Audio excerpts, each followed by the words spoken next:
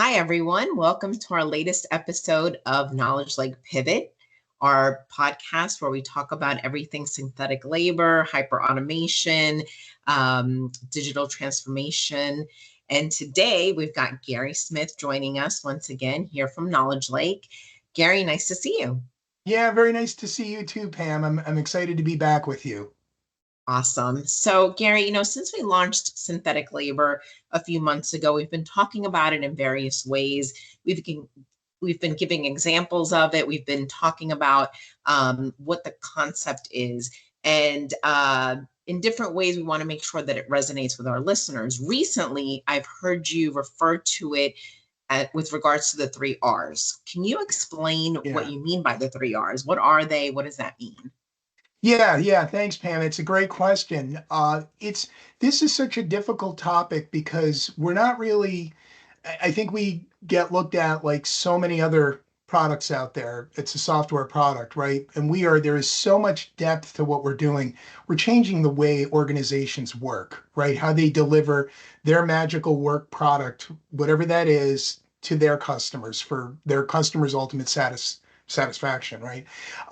So the three R's really has come about because as we've been talking about this, the questions that keep coming up from both our clients as well as prospects that are deeply interested in evaluating us, they're all saying, well, at the core, what do you do? What is it that is about you? You keep saying you're this labor as a service platform that lives up in the cloud. It's cloud native, all this modern architecture. But let's cut to the chase. What do you do from a business perspective?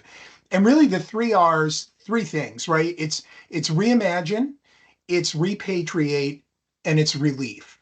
And I know those all sound really weird. Let me give you an example of each of those. So, under the heading of reimagination, work itself at the organizational level has not been talked about in decades, arguably not since the people process technology methodology that came out evolved in the 1950s as the mainframe came into the organization and was influencing how white collar workers actually accomplish their work.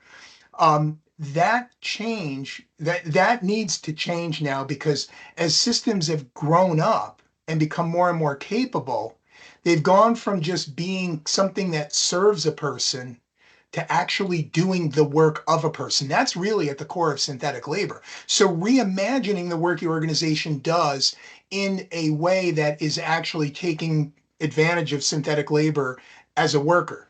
The second element, repatriate, if you're an organization that is thinking of sending something offshore, or if you've got a lot of things that are being done offshore for you in India, Brazil, wherever it might be, we encourage you to repatriate those politically, geopolitically, and socially insulate yourself from time zone issues, from language barriers, from geopolitical instabilities. Like look at China and the Philippines. There is a massive face-off going there. You Google that, and you're going to see crazy images of naval vessels ramming each other.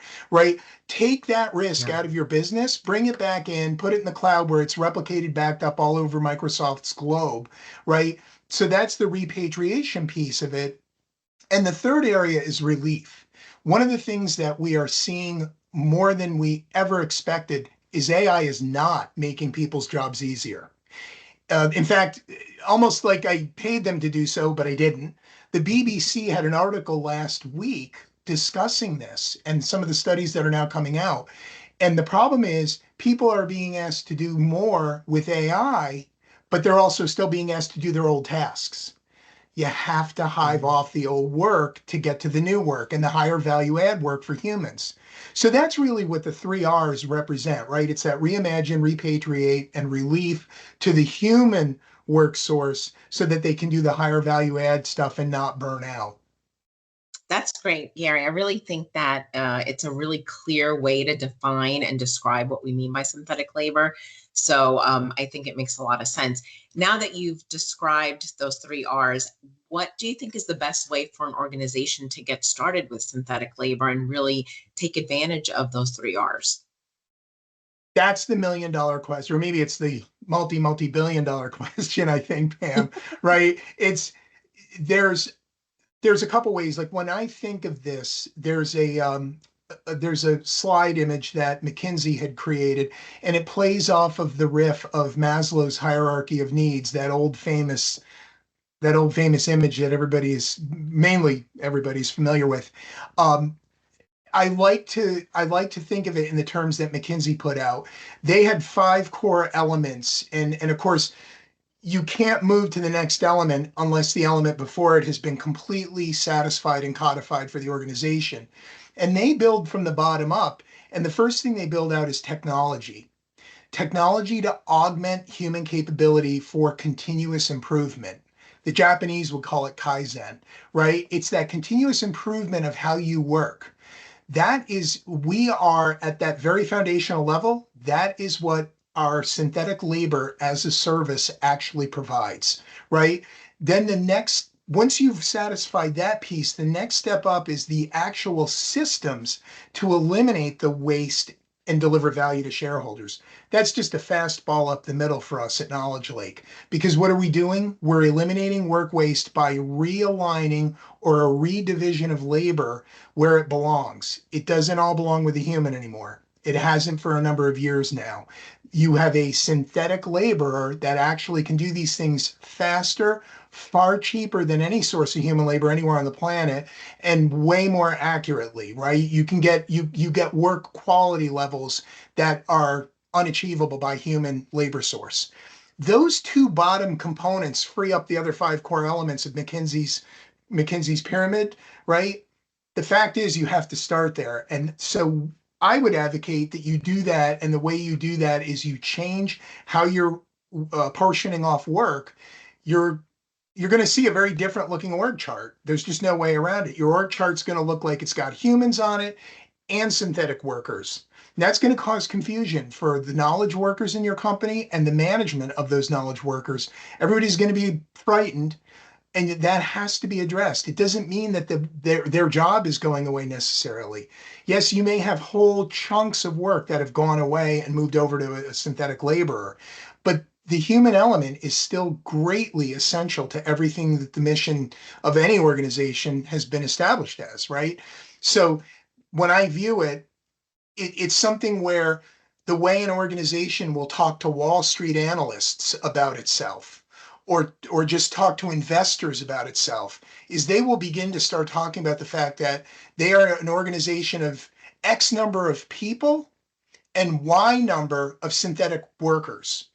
And that will be a signal to the analysts on Wall Street, to investors, whether they're private equity, whether they're venture, whether they're angel. That will be an absolute signal to them that you have made the processes in your labor functions to deliver your company's particular mission as absolutely efficient as they can be made. You've got mistakes out of the system. You've got speed at the very core of what you do. These are really important things. And to do all of what I just described, you need a C-suite or as a very, very senior level executive. It could even be a board member that champions your cause. They have to be your internal executive sponsor.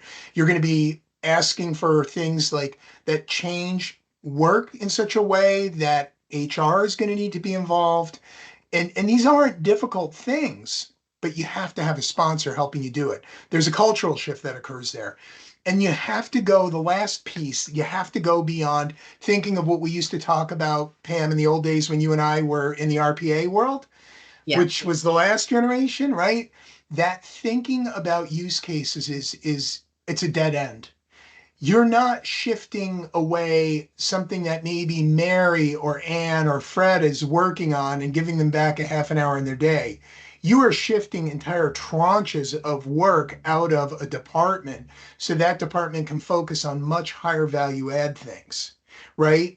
Yeah. And there's a ton of examples of it. I don't want to go into any here. I would maybe use that as a hook for people that Yeah, are we've got interested. other pivot episodes. Right? So I don't want to steal our own thunder, Pam. Right. Well, that was fabulous, Gary. I think hopefully this was enough of a taste so that our audience will come back and listen to those next episodes of Pivot, where you can go more in depth on those examples of what you mean. I think if anyone wants to get started and is listening today, please go to knowledgelake.com. There is a free trial on our website where you can see what Knowledge Lake can do for you, but you can also reach out to Gary, and he'll be happy to chat with you and do a free consultation. Yeah. So Gary, thank you so much. Thanks, Pam. I And appreciate the time. thank you. Till next time. Yeah, thank you. Take care.